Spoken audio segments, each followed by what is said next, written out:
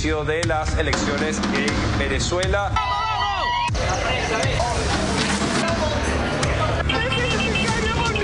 Ya estamos cansados de tanta miseria. Fui corredactor y la voy a defender con mi vida. Es una demostración de debilidad. Y vamos hasta aquí hasta que votemos. Pues hay tensión. ¡Nos acaban de robar la caja de votos! Dios mío, se formó la trifulca. Soy Nicolás Maduro Moro, presidente reelecto. María Corina Machado acaba de denunciar fraude electoral. Ganamos y todo el mundo lo sabe. No descansaremos hasta que la voluntad del pueblo sea respetada.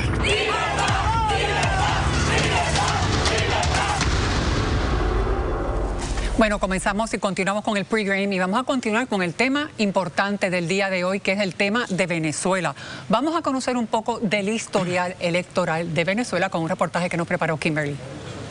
Desde hace más de 25 años, Venezuela es regido por la Revolución Bolivariana, que entre otras cosas le dio la carta blanca a Hugo Chávez para reformar la constitución del país y, según detallan expertos, demoler las instituciones democráticas. Tanto así que actualmente su sucesor en el poder, Nicolás Maduro, gobierna con autoridad absoluta, ejerciendo su dominio total en todas las instituciones del Congreso, el Tribunal Supremo de Justicia, la Fiscalía, la Contraloría, todos los estados y municipios y hasta las Fuerzas Armadas de Venezuela. La esperanza para muchos estaba bajo el liderazgo de María Corina Machado, quien fue inhabilitada por el mismo gobierno de Maduro para que, según fuentes, no pudiera correr como candidata oficial de la oposición, pero que se hizo más fuerte al unirse a la candidatura del diplomático Edmundo González Urrutia, buscando ponerle fin a los 25 años de chavismo. Y aunque millones de venezolanos salieron a votar, no sucedió lo que tanto buscaban. Bueno, los resultados en las elecciones de Venezuela continúan generando dudas y se cuestiona la legitimidad del proceso que ha sido calificado como uno fraudulento. Tenemos con nosotros a un panel con el cual vamos a estar discutiendo todos estos eventos. Está con nosotros Luis Perichi, que es portavoz de Venezolanos en el Exterior, capítulo de Puerto Rico. Buenas noches y bienvenido. Buenas tardes. Licenciada Vanessa Santo Domingo, que es observadora internacional y por supuesto la conocemos como la comisionada electoral, excomisionada electoral del PNP. Y Emilio Pantoja, quien es sociólogo y experto en política. Gracias por estar con nosotros. Y también a Rafael Cox Salomar, que es profesor de Derecho Internacional e historiador. Antes de comenzar con ustedes, vamos a pasar con Jorge Colbert, quien nos tiene unos datos sobre el evento para entonces comenzar el análisis. Adelante, Jorge. Así es, María, el sistema electoral de Venezuela es muy distinto al de nosotros. Es un gobierno presidencial. Las elecciones para la presidencia son cada 6 años.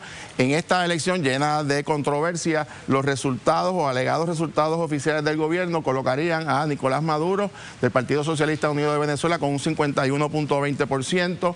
Edmundo González en la segunda posición de Plataforma Unitaria Democrática, que es el líder de la oposición, con un 44.2%, y el resto de los 8 candidatos, sumándolos todos, da alrededor de un 4.08%. ¿Cuál es la controversia que ha habido en esta elección en Venezuela? Bueno, en primer lugar, las primeras 2 candidatas de la oposición fueron, mire, descalificadas, inhabilitadas a correr.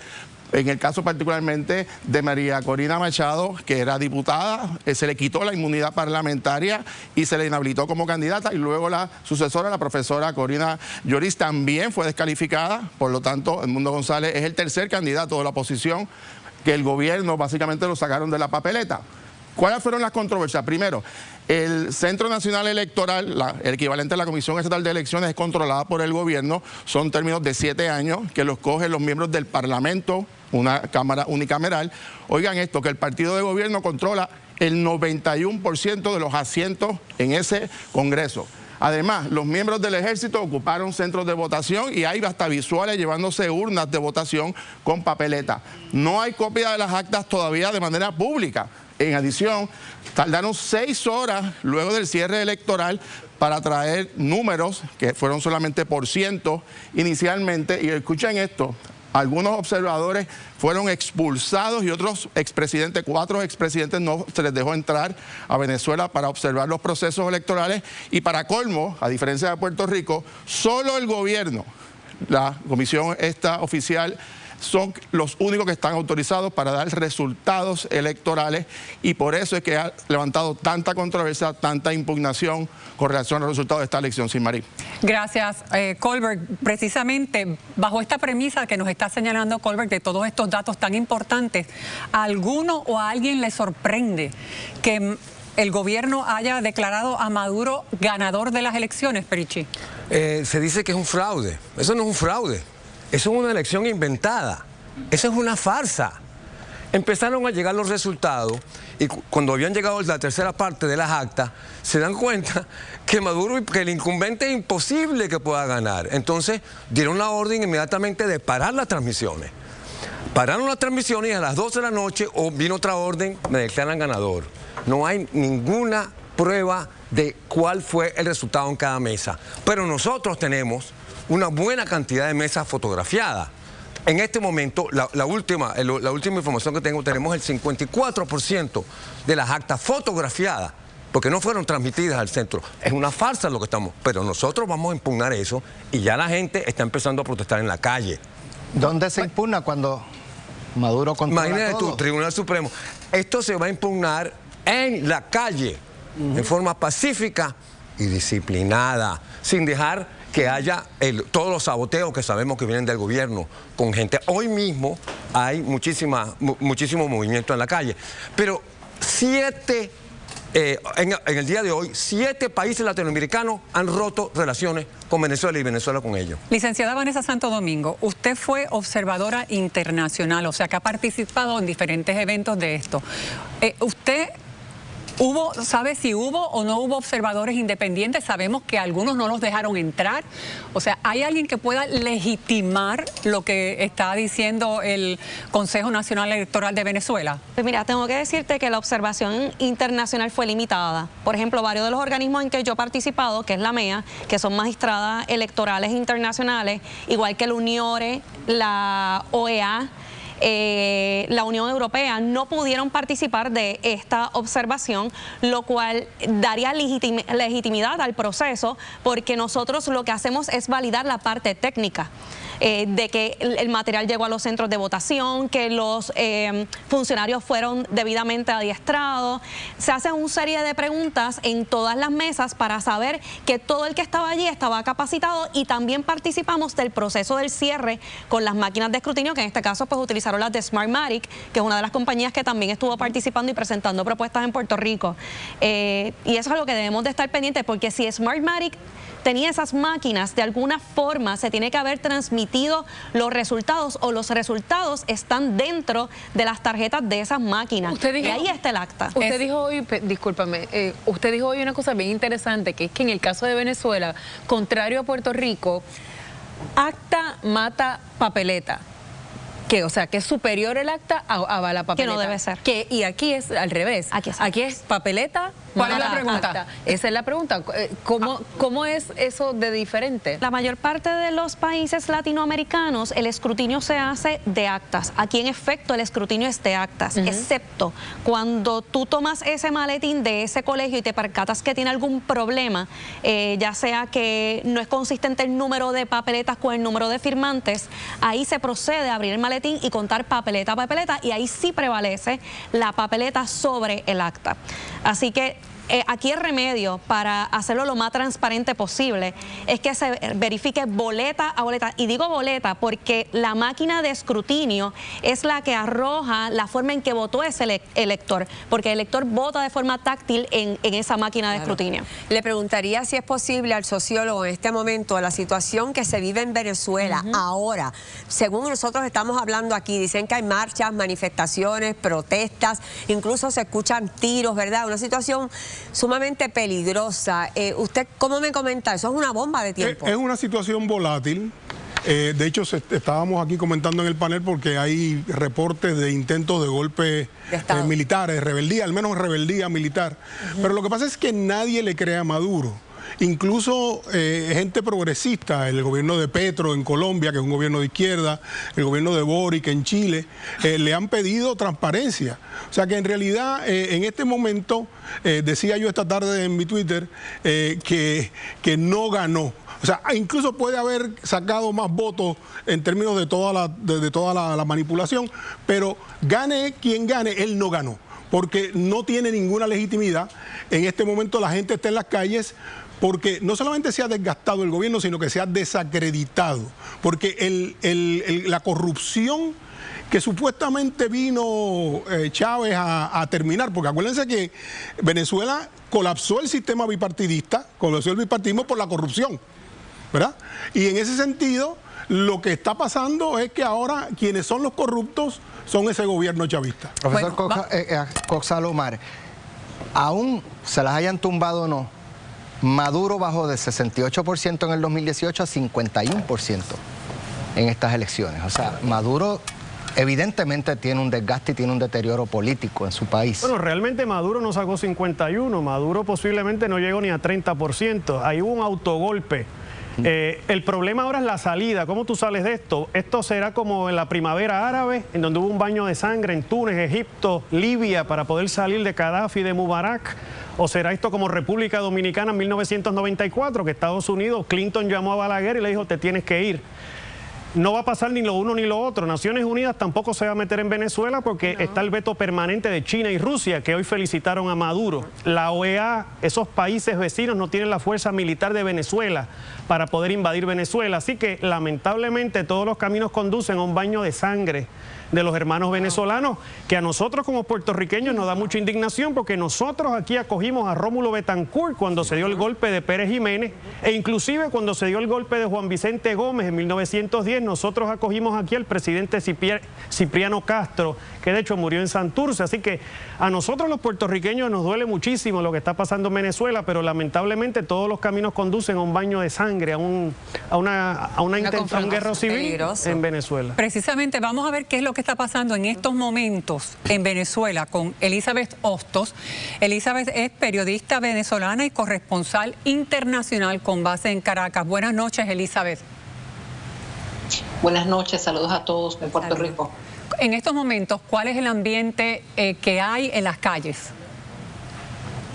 Bueno, hay mucha tensión en las calles. A partir de las 11 de la mañana aproximadamente comenzaron protestas en cacerolazos, caminatas alrededor de entidades públicas, pero esta situación fue creciendo todo el día y ya hay cientos de personas en las admiraciones del Palacio de Miraflores, el Palacio de Gobierno, y se han presentado situaciones de represión de parte de las Fuerzas Armadas. Y no quisiéramos, por favor, un derramamiento de sangre, quisiéramos responsabilidad para las Fuerzas Armadas para que no ataquen al pueblo venezolano, porque aquí no puede haber una guerra civil porque los civiles no están armados.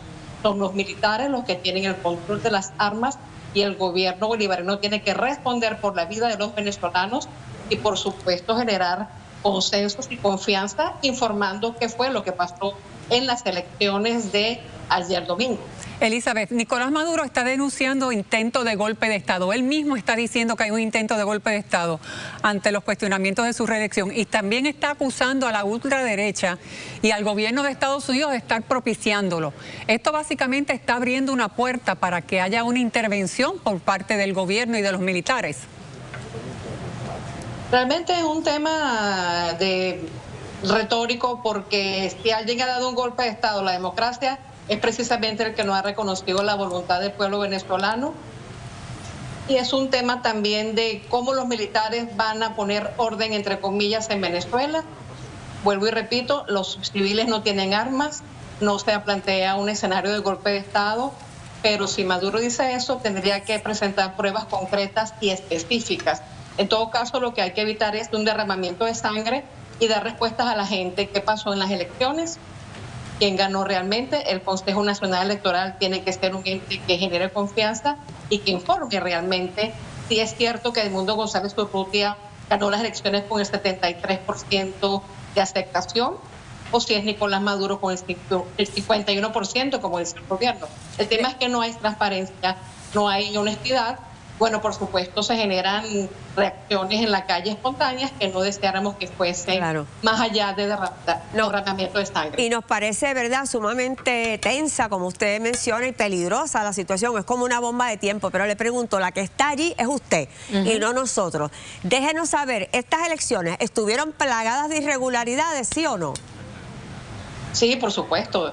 Desde que se inició el proceso, al no dejar correr la candidata principal de oposición con una excusa banal, con irregularidades en cuanto a la adjudicación de testigos de la oposición, irregularidades en cuanto a la instalación de mesas, una cantidad de irregularidades que enlodaron el proceso y no permitieron que fuese lo suficientemente transparente. Aún así, el pueblo venezolano se expresó según las encuestas de opinión a boca de urna y también las actas que señala la oposición que tiene en su poder. Hace unos minutos habló María Corina Machado, líder de la oposición, junto con el candidato Edmundo González, y constataron que tenían 73% de las actas en sus manos, en donde se atribuía la victoria al candidato Edmundo González Urrutia. Bueno, Elizabeth, es una situación intensa en Venezuela. Gracias, Elizabeth. Estaremos pendientes a todos los cómo se vaya desarrollando toda esta situación allí en Venezuela. Básicamente, el panel le pregunto, ¿es real esperar que el gobierno haga un escrutinio acta por acta o boleta por boleta? Y por otra parte, realmente los países que están pidiendo una reunión urgente con la OEA, eso es básicamente pro forma porque no va a pasar nada. En fin, le acabo de decir, acaban de romper relaciones con 7 países latinoamericanos. Y con la acusación de derechismo, etcétera. Y uno de esos países es Chile, Gabriel Boric. O sea, aquí lo que está pasando es lo siguiente. Aquí hay una división radical, no entre izquierda y derecha, entre izquierda democrática, de la cual están Petro, Lula, Boric, etcétera, y la izquierda estalinista de Cuba, Nicaragua y Venezuela. Aquí está habiendo una ruptura internacional. La pregunta es si hoy la gente va a ser capaz de llevar esta lucha en la calle en forma disciplinada, en forma controlada, porque déjeme decirle algo. Puede ser disciplinada. Es que la gente tiene una dirección política. Pero si hay una agresión militar, yo creo que lo que es importante aquí, que está señalando el colega Perichi, es que en este momento la comunidad internacional, una ha repudiado y la otra, la izquierda democrática y moderada, está cuestionando a su ex aliado. O sea, en este momento Maduro se está convirtiendo en un paria.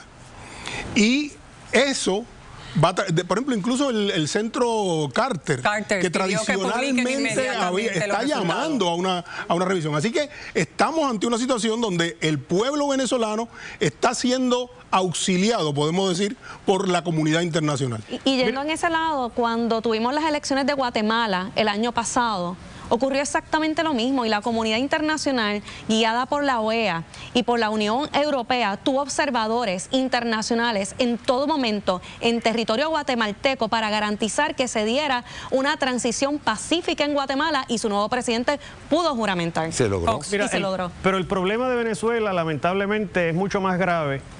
Y Maduro ya ha estado aquí, es un paria desde 2013 que llegó a Miraflores. Aquí la gran pregunta es si va a haber una ruptura a lo interno de la infraestructura militar venezolana, porque es la única que puede salvar al pueblo venezolano. ¿Se va a dar esa ruptura militar? Finalmente, el alto mando militar, ¿todos van a seguir a Vladimiro Padrino? ¿O va a haber algunos que van a sacar la cara por Venezuela? Porque en el análisis final son los militares, algunos de ellos. Tiene que haber una ruptura dentro de esa infraestructura militar. Dice Cox Salomar, y es porque la historia lo ha demostrado y ha pasado, que es inevitable un derramamiento de sangre porque Maduro va a desatar su furia y su fuerza contra el pueblo. ¿Cómo se siente usted desde el exilio escuchando esas expresiones? Pérez Jiménez, en diciembre del 57, se robó un plebiscito. El presidente de la República se robó el plebiscito. Enero 23 del siguiente año, del 58, estaba huyendo al exterior. Los procesos políticos son impredecibles. Muy bien se ha dicho, ¿habrá una ruptura militar o no? Debe haberla, porque saben una cosa, la votación de los militares, las proporciones, son las mismas de la población en general. Ellos sufren lo mismo que sufre el pueblo venezolano. Hay una cúpula corrupta, sí, enriquecida, pero eso no es lo que vive el teniente, el cabo, el sargento. Mi predicción, la Fuerza Armada Nacional no va a masacrar al pueblo venezolano. Bueno.